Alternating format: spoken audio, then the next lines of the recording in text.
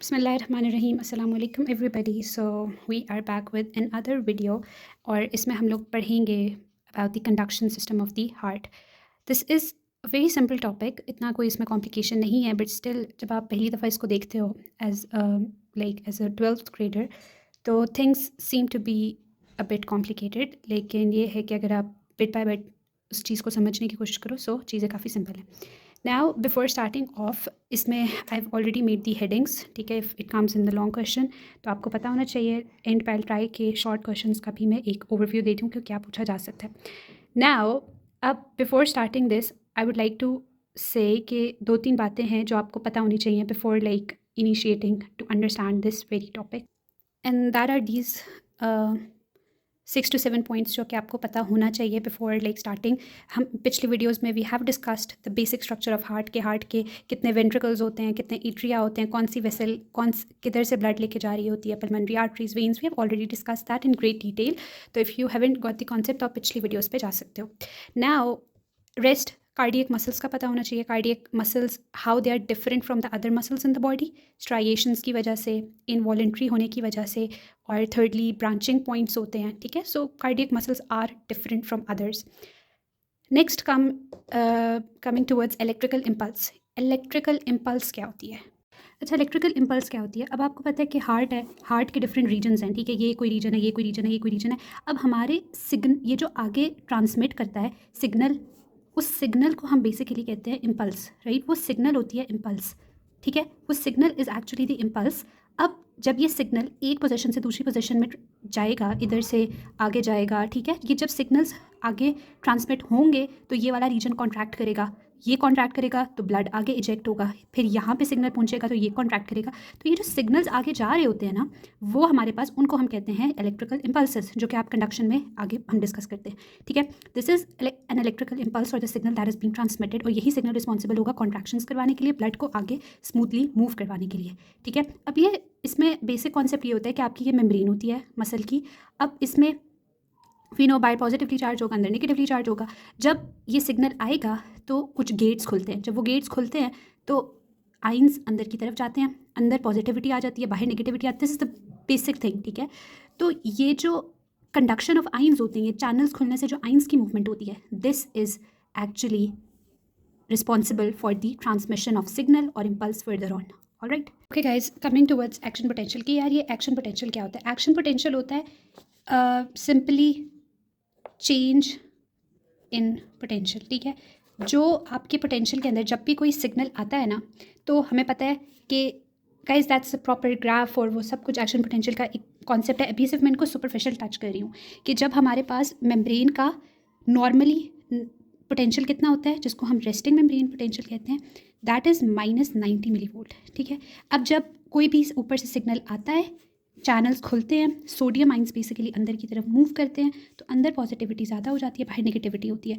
तो अब जब अंदर पॉजिटिविटी ज़्यादा होती है तो ये -90 मिली वोल्ट लेस नेगेटिव हो जाता है, पॉजिटिविटी की तरफ जाने लग जाता है, और वो जो पोटेंशियल के अंदर चेंज इन पोटेंशियल आ रहा होता है ना, वो बेसिकली होता है एक्शन पोटेंशियल, ठीक है। एक्शन पोटेंशियल, वो पोटेंशियल में चेंज आ रहा होता है। अब ये चीज़ जो है ये रिकवर भी होती है एंड वापस हम रेस्टिंग मेम्ब्रेन पोटेंशियल पे भी आते हैं, लेकिन जो चेंज था वो एक्शन पोटेंशियल होता है। उसके वेरियस फेजेस होते हैं, ठीक है। डीपोलराइजेशन, फिर थोड़ा सा प्लेट्यू फेज आता है, फिर रीपोलराइजेशन होती है। वो सब कुछ कभी बाद में डिटेल में डिस्कस करेंगे। अभी आई एम जस्ट होपिंग कि आपको बेसिक बात पता चल गई हो। Then comes the concept of automaticity. Automaticity होता है कि कार्डियक मसल्स जो है वो खुद से अपना एक्शन पोटेंशियल जनरेट कर सकते हैं, वो खुद से अपने अंदर चेंज लेकर आ सकते हैं। They do not need a signal from other parts of the body, वो खुद से खुद अपनी जनरेट करते हैं। ऑटोमेटिसिटी का मतलब होता है कि हार्ट के जो मसल्स हैं वो अपना पोटेंशियल खुद ब खुद जनरेट कर सकते हैं, वो अपने अंदर इम्पल्सेस, ये जो इलेक्ट्रिकल इम्पल्सेस की हम बात कर रहे हैं, वो खुद एक्चुअली में कर सकते हैं, ठीक है। They do not need mechanisms from outside. Rhythm क्या होता है? Rhythm basically repetition of the cycles, जो कार्डियक साइकिल हो रहा होता है वो रिपीट हो रहा है, ठीक तरह से रिपीट हो रहा है, कितने इंटरवल पे रिपीट हो रहा है। तो रिदम का मतलब होता है कि रेपिटेशंस, जो कार्डियक साइकिल की रिदम का मतलब होता है कि रेगुलर एंड रिपीटेड पैटर्न जिसमें एक चीज़ हो रही होती है, जैसे पहले पी वेव आ रही है, फिर क्यू आर एस कॉम्प्लेक्स आता है, फिर टी वेव आती है, तो ये सब कुछ एक कोऑर्डिनेटेड वे में हो रहा होता है, ठीक है। कितने टाइम के बाद ये वाली वेव आनी है वो सब कुछ एक कोऑर्डिनेशन में हो रहा होता है। तो अगर आपका रिदम नॉर्मल है so that's called sinus rhythm, और अगर रिदम नहीं नॉर्मल होता तो हम कहते हैं कि पेशेंट एरिथमिक हो रहा है, उसका रिदम नॉर्मल नहीं है, वो एरिथमिया टेकीकार्डिया भी हो सकता है, कुछ भी हो सकता है, ठीक है। तो रिदम इज़ लाइक कि जो चीज़ रिपीट हो रही है वो एक ऑर्डर में हो रही है, ठीक है। Okay, conduction system of the heart में सबसे पहले जो हेडिंग हम दे सकते हैं दैट इज़ मायोजेनेसिटी या ऑटोमेटिसिटी। अब क्या लिखा हुआ है कि heart will go on beating even if it's cut right out of the body. Heart, अब ऑब्वियसली अगर हार्ट को बाहर निकाल दो वो फिर भी बीट करे, इसका क्या मतलब है कि उसके अंदर एक अपनी इंट्रिंसिक प्रॉपर्टी है, उसके अंदर की इंट्रिंसिक प्रॉपर्टी है कि वो अपने अंदर खुद कॉन्ट्रैक्शंस अराइज कर सकता है, ठीक है। रिदमिक कॉन्ट्रैक्शंस मतलब एक रेपिटेशन में वो कॉन्ट्रैक्शंस उसके अंदर खुद ब खुद मसल में अराइज करती हैं, ठीक है। सो वो इसकी एक इंट्रिंसिक प्रॉपर्टी है, और वो थ्रू आउट द हार्ट, एक तो पहले तो वो खुद ब खुद ओरिजिनेट करती भी है, प्लस वो फिर through out the heart conduct भी होती है, ट्रैवल भी करती है, विदाउट एक्सट्रिंसिक स्टिमुलेशन, विदाउट बाहर से कोई नर्व आके उसको स्टिमुलेट नहीं करती, ठीक है, विदाउट एक्सट्रिंसिक स्टिमुलेशन। अब ये बात हो गई। दूसरी बात, कंडक्शन सिस्टम। अब कुछ स्पेशलाइज्ड स्ट्रैंड्स हैं interconnecting cardiac muscle tissue that coordinate cardiac contraction constitute the conduction system. This will be kind of your definition, अगर आप इसको उस तरह से लिख लो, because obviously heart is made up of cardiac muscles, लेकिन कुछ स्पेशल किस्म के कार्डियक मसल्स होंगे जो कि ये कॉन्ट्रैक्शंस की कोऑर्डिनेशन में हेल्प आउट करेंगे। कि पहला वाला मसल फाइबर एक स्पेशल है जो कि उसने हार्ट उसमें इम्पल्स जनरेट हुई, वो आगे कुछ स्पेसिफिक कार्डियक मसल्स के पास जाएगा, हर के पास नहीं जाएगा, ठीक है, किसी एक स्पेशल के पास जाएगा, फिर वहाँ से एक सेट ऑफ मसल्स। तो ये स्पेशलाइज्ड स्ट्रैंड्स हैं जो कि कोऑर्डिनेशन में रोल प्ले कर रहे होते हैं, ये जो सारे कोऑर्डिनेशन में रोल प्ले कर रहे होते हैं ये सब मिलकर एक कंडक्शन सिस्टम बनाते हैं। अब नंबर 3 पे हम बात करते हैं द कॉम्पोनेंट्स, कि इस कंडक्शन सिस्टम के कितने कॉम्पोनेंट्स हैं। सो देयर आर टोटल 1 2 3 4 कह लो, ठीक है, 4 आपके कॉम्पोनेंट्स हैं। सबसे पहले आता है साइनो एट्रियल नोड, ऐसे नोड बहुत सुनोगे। If you are like bound to study biology, आगे आपने MBBS की तरफ आना है, तो ऐसे नोड तो एक बहुत ज़्यादा बेसिक चीज़ है। तो cyano atrial node in short is called the ऐसे नोड। अगैन स्पेशलाइज्ड स्पेशल किस्म के कार्डियक मसल से मिलकर ये नोड बना हुआ है, ठीक है। अब ये है क्या, इसकी लोकेशन क्या है, वो क्या लिखी हुई है, upper wall of the right atrium. Okay people, so you can see कि ये है हमारा राइट एट्रियम, ठीक है। राइट एट्रियम आपको पता चल गया, you already know this, right. अब इसकी जो upper wall of the right atrium है, यू कैन सी दैट वहाँ पे लोकेटेड होता है the sino atrial node, all right. Okay guys, जो साइनो एट्रियल नोड है it is somewhere closer to the opening of vena cava, जो आपका ऊपर से सुपीरियर वेना केवा आ रहा है और नीचे से इन्फीरियर वेना केवा आ रहा है, वहाँ पर साइनो, जहाँ पे वो ये वेना केवा, ये वेन्स आकर ओपन होती हैं, वहाँ पर ही साइनो एट्रियल नोड लोकेटेड है। Now people, it is written in your book that sorry, the SA node has been developed from the sinus venosus and has become a part of atrium, so it is called sinoatrial node. Sinus venosus एक early एम्ब्रियोलॉजिक structure होता है जो कि जब baby develop कर रहा होता है इनसाइड द मदर्स वूम, तो हार्ट का जो पार्ट होता है जो कि वीनस ब्लड रिसीव कर रहा होता है, ठीक है, बेबी का जो हार्ट का वो वाला पार्ट जो कि सारा वीनस डीऑक्सीजनेटेड ब्लड रिसीव कर रहा होता है, उस पार्ट को हम कहते हैं साइनस वेनोसिस। वो होता है एक embryological structure, right. Now later on जब बेबी की ग्रोथ होती है तो later on with the passage of time sinus venosus develop कर जाता है, कन्वर्ट कर जाता है किसके अंदर, साइनोएट्रियल नोड के अंदर। So basically sinoatrial node is a derivative of sinus venosus, जो कि ओरिजिनली एम्ब्रियोलॉजिकल स्टेट में वो वीनस ब्लड रिसीव कर रहा था।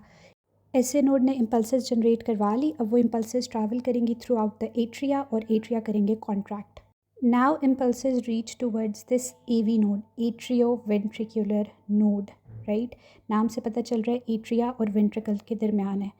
Basically it is located between the right atrium and the right ventricle, okay, near somehow the tricuspid valve के करीब right और राइट एट्रियम और राइट वेंट्रिकल के बीच में AV नोड हमारा लोकेटेड है।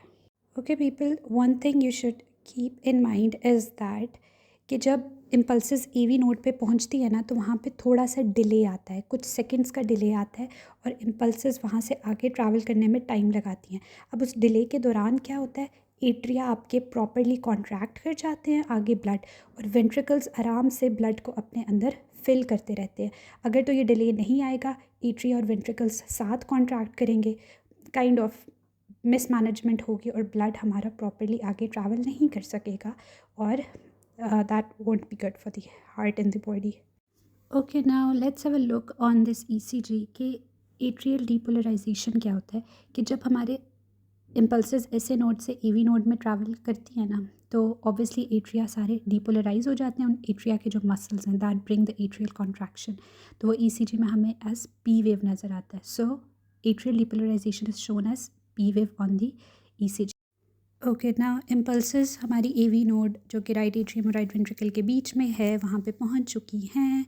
Now what happens next is, now the impulses would travel from the AV node all the way to the bundle of His। ये जो नज़र आ रहा है in green, that is the bundle of His and that is present in the interventricular septum। नाम से पता चल रहा है दोनों जो नीचे वाले वेंट्रिकल्स हैं उनके बीच में जो पार्टिशनिंग है, वहाँ पर जो हमारे कार्डियक फाइबर्स का नेटवर्क है, that's the bundle of his, और इम्पल्सेस वहाँ ट्रैवल करती हैं। अब इम्पल्सेस डायरेक्टली एट्रिया से वेंट्रिकल्स के अंदर नहीं जा सकती। क्यों? क्योंकि वहाँ पे एक नॉन कंडक्टिव बैरियर है। कौन सा बैरियर? Non conductive barrier.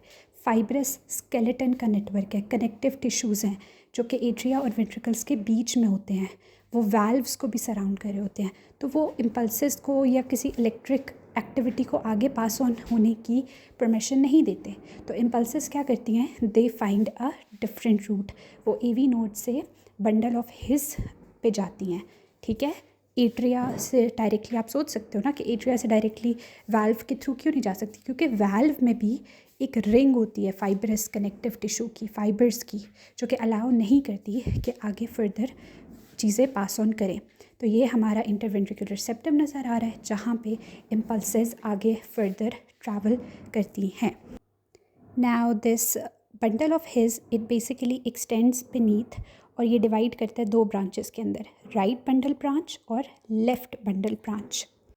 और ये जो दोनों बंडल ब्रांचेस हैं ये एपिसिस तक जाती हैं, टिप्स तक जाती हैं। ठीक है, मतलब राइट वेंट्रिकल की टिप तक गया और लेफ़्ट वेंट्रिकल की टिप तक गया, और उसके बाद जो सबसे टर्मिनल या सबसे इन्फीरियर, सबसे नीचे वाली जो ब्रांचेस होती हैं ना, इन बंडल ब्रांचेस की, राइट बंडल ब्रांच की, लेफ़्ट बंडल ब्रांच की, उनको हम basically what do we call them, we call them the Purkinje fibres.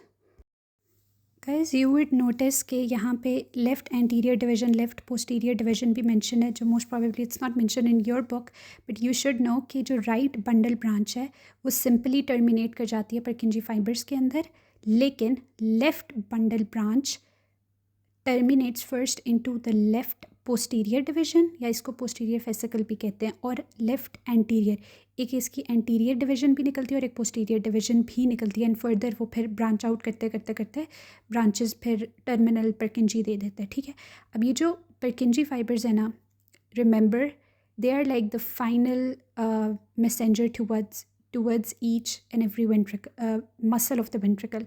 अब आखिरी जो मैसेंजर होगा वो कौन होगा? परकिंजी फाइबर होगा, जो वेंट्रिकल के मसल्स को फिर इम्पल्सेस सप्लाई करेगा, और फिर वेंट्रिकल्स के जो मसल्स हैं वो कॉन्ट्रैक्ट करेंगे तो आपके लंग्स को ब्लड जाएगा, आपके लेफ़्ट वेंट्रिकल करेगा तो बॉडी में ब्लड जाएगा। So this is how it's gonna work. Okay, so अब इम्पल्सेस जब बंडल ऑफ हिज से बंडल ब्रांचेस में जाएंगी और फिर बंडल ब्रांचेस से परकिंजी फाइबर्स तक जाएंगी, तो इस होल सिनेरियो में वेंट्रिकल्स कर रहे होते हैं डीपोलराइज, और जब वेंट्रिकल्स कर रहे होते हैं डीपोलराइज तो आपको ईसीजी पे कौन सी वेव नज़र आती है? क्यूआरएस कॉम्प्लेक्स नज़र आता है। अब वेंट्रिकल्स करेंगे कॉन्ट्रैक्ट, और उसके बाद वेंट्रिकल्स करेंगे अपने आप को रीसेट। ठीक है, वो अपने आप की वो दोबारा से वापस लेके आएंगे, जो कि टी वेव शो करेगी। अब जब टी वेव आ रही होती है ना, इसका मतलब है कि ऐसे नोड इम्पल्सेस को आहिस्ता आहिस्ता जनरेट कर रहा होता है, लेकिन वो वाली इम्पल्स नहीं होती जो कि एक्चुअल में सारा कुछ करती है। ठीक है, टी वेव का मतलब है वेंट्रिकल्स रीपोलराइज कर रहे हैं, वो वापस अपनी उस ओरिजिनल स्टेट के अंदर आ रहे हैं। ठीक है, सो या अब परकिंजी फाइबर्स हमारे पास सबसे ज़्यादा फास्ट कंडक्शन शो करते हैं वेंट्रिकल्स के अक्रॉस।